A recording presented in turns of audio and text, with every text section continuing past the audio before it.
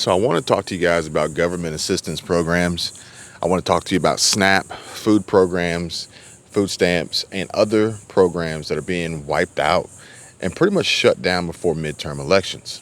And will stimulus checks be another topic of discussion on the table to get votes? But what about the people who really need the help and really need the assistance? How about the homeless and the almost homeless?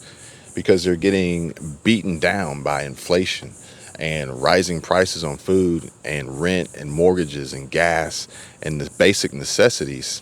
Hey guys, welcome back to Kevin Talks Money. If you haven't already, please subscribe to the channel. I would appreciate it.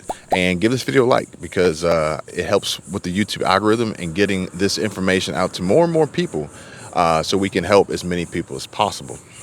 Now, you may have seen a previous video of mine that was sharing with you some information about some upcoming changes to SNAP, food stamp benefits, and addition of Instacart being added to the SNAP program, more and more companies accepting this and offering more ways of being able to use your SNAP benefits online, as well as how to apply for these benefits easily and at the same time through the Social Security Administration if you are applying for Social Security.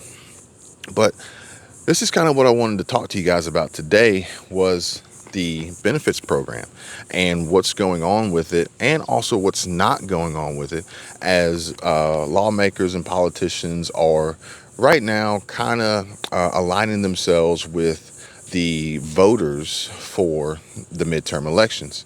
And, you know, there was a recent news broadcast that I was watching that basically said that someone was on there saying that basically no one's going to make a move in Congress. No one's going to make a move at the White House right now because they're too concerned with making sure they're getting the right votes.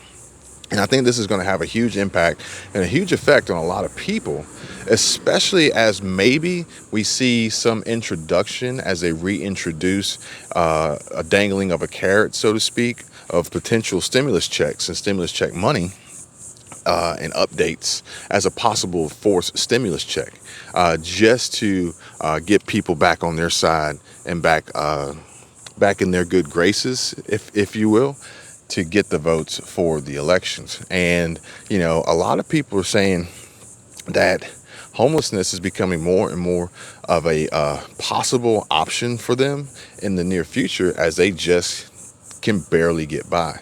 And, you know, Senate Minority Leader Mitch McConnell, he says that Americans are flush with cash because of previous stimulus check money. And he's saying that people have money. Other people are saying that they don't, and they really need some help. They really need some assistance before they end up out on the street. At the same time, eviction moratoriums have been lifted, and there are several landlords out there. Mostly these are the private property owner landlords. These aren't like the big apartment complexes and things like that. But mostly it's the privately held properties, single family homes, maybe duplexes, that they are now putting the pressure on the renters after having gone so long, not necessarily you not paying them, but gone so long with maybe other tenants on other properties that haven't paid them throughout this eviction moratorium. And now they're really they're putting the pedal down to make up for lost time, which is going to put a huge strain on some people that, you know, have been continuously paying their rent on time and doing everything that they can throughout this entire pandemic and post-pandemic recovery. But at the end of the day, it's just an added pressure for many, many Americans as they are trying to find solutions to the problem that continuously grows day in and day out, which is inflation, heavy inflation. More and more conflicts happening overseas that ultimately translate into more higher prices here, more inflation. Any impacts overseas, whether it be Russia, whether it be Ukraine, China, Taiwan, the UK, they have impacts and implications here in the United States. And it could be as simple as a reduction of resources, which ultimately reduces the supply as demand increases. And as that occurs, you'll see more and more prices go up as there's limited quantity and huge supply. And the companies that have these products want to make as much money on them as possible while they can. Because no matter what, even if there is a product that is in huge demand, but they don't have it. Doesn't matter what their price is, high or low. If you don't have it, you can't sell it, you can't make the money, which perhaps maybe is part of China's problem, which China is having a huge problem right now with their economy from just doing that, from actually selling things that they didn't really have. And this is part of the housing market collapse in China, which is going to have a huge impact on their financial and banking market, which, with a possible banking collapse for some banks, as we've already seen and heard the reports of many people going and trying to withdraw their money out of the banks, not being able to access it because the banks have been pretty much shut down and these account holders have been locked out, as companies like Evergrande were doing some shady business practices by taking deposits and ultimately mortgages on properties that weren't even actually built.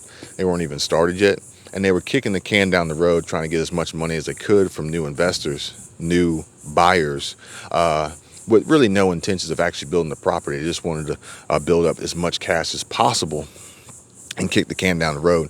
And now, we're seeing the fallout of that.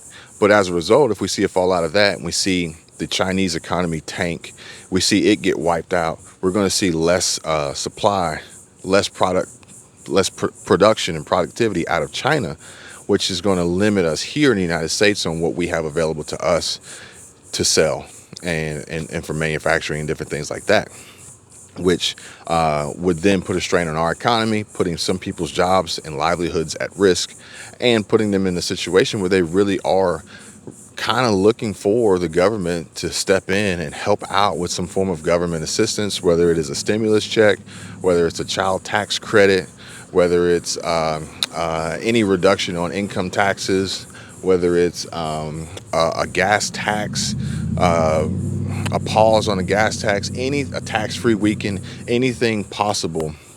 Maybe with all these new IRS employees, these 87,000 new IRS employees, they could use them to develop new ways to help the people versus finding new ways and more people to audit that, right now just probably don't need that extra burden in their life. But you guys let me know, what do you guys think? What do you see being the future, the potential future of government assistance and these programs and these food assistance programs and SNAP benefits and EBT and the welfare program and Section 8 housing subsidies? Because I want to know what you guys think. I want to know how you feel. And based on that, I'm also going to put together some new information and bring you guys some more news and updates on these topics that matter to you most. So if you would just drop a comment below, let me know. I would appreciate it. Thanks for watching. Please subscribe to the channel if you haven't already. Hit the like button, turn on notifications, share this video with anyone you think it would benefit. I greatly appreciate it. I'll see you guys soon. Take care. Bye.